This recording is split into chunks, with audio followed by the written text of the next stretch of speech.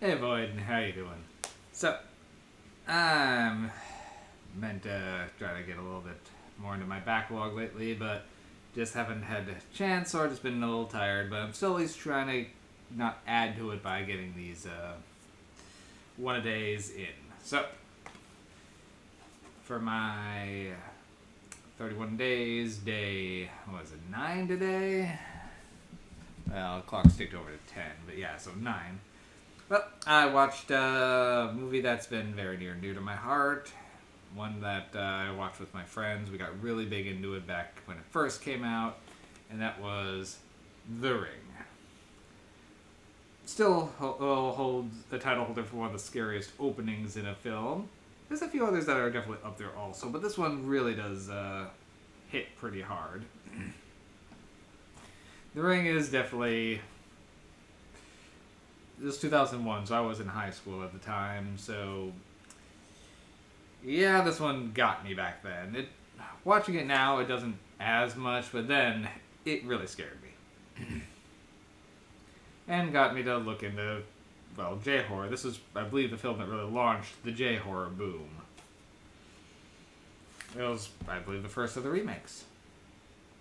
Now, it varies vastly from the Japanese version Ringu. Mostly in localizations, they've made the girl, then the ghost girl, much younger, making her a child rather than a young adult or late teens.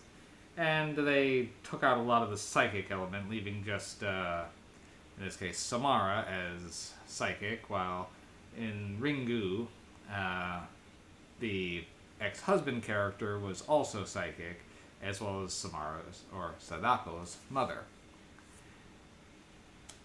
Also, I recently, just within the past month, read the novel. And wow, is it wildly different from any of these incarnations. The basic premise is there, but the characters are so widely different that it's really hard to see where they pulled them from. Especially given the nature of some of the characters. But, I digress. Then I'm going to just try to focus on The Ring. Maybe we'll discuss the novel a little bit more when I get around to seeing the Ringu. Again, anyway. I've seen it plenty of times. Grambling. Okay, so, Void. If you don't know the plot of The Ring, I suppose this one's gotten a little bit dated because it uses its use of VHS tapes. But give it a few more years and people won't even know what those are. So, our lead, Rachel, well, her cousin just passed away in the cold open. So, under mysterious circumstances, not only having a heart attack, but there's something wrong with her face. So, she essentially gets begged to look into it by the grieving mother, and so she starts going, "Hey, fellow kids, what's the dealio?" And gets told the urban legend about the videotape that kills you after 7 days. Saying that the girl watched it, and that's what happened.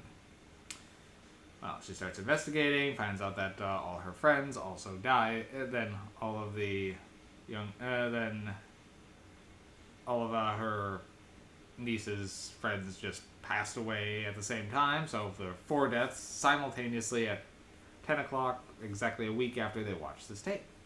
So, she tracks it down, finds the tape, watches it, and now she's on the clock. So,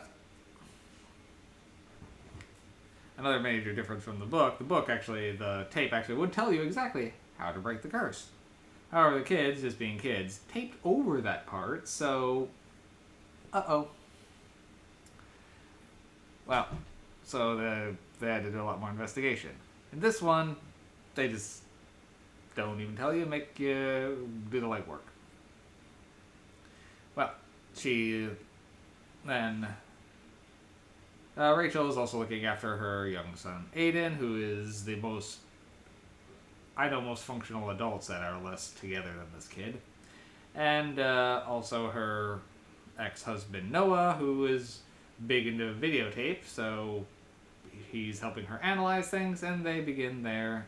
And after he watches the tape also, they begin their quest to find it. Heat gets turned up when little Aiden also got bored and watched the tape after he couldn't sleep, and now he's on the clock.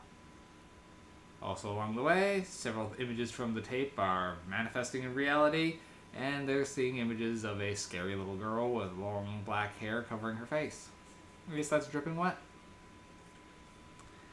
Well, and off they go to try to solve the mystery. So, it's a very good detective-style movie, and the investigations are very fun to watch. You feel for the characters; they are very well put together. And the girl, then the girl who plays Samara is delightfully creepy.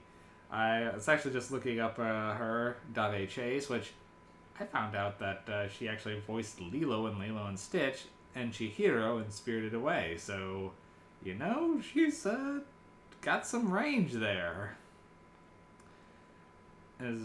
She also had several other roles. She's been working pretty much constantly. So, but yeah, The Ring is really what I knew her from. So, I don't think she reprised for Ring 2 from what I'm seeing on her IMDb, but she was also in Donnie Darko as the young sister, and then reprised her role for S. Darko. So yeah, she's gotten around. Anyway, back on track here. So, The Ring, I love this movie. Very well put together, and is one of the only instances where I will say that I actually do prefer the American remake to the OG. It's pretty much the only one I can think of where I will say that. Almost every other instance, it's always watch the original Japanese one. That one, for me, was more slow and atmospheric, but this one ratchets up the horror to a different degree and just really grabs hold of you a lot more. Or at least it did for me. That said, Ringu, definitely worth watching, and I will say of the sequels, Ringu Zero was very well done. I love that movie. But for the American remake, The Ring, very solid. I think that's all I really got on this one. The effects are pretty good. They don't use too much in terms of CG, and the images on the creepy tape are delightfully creepy.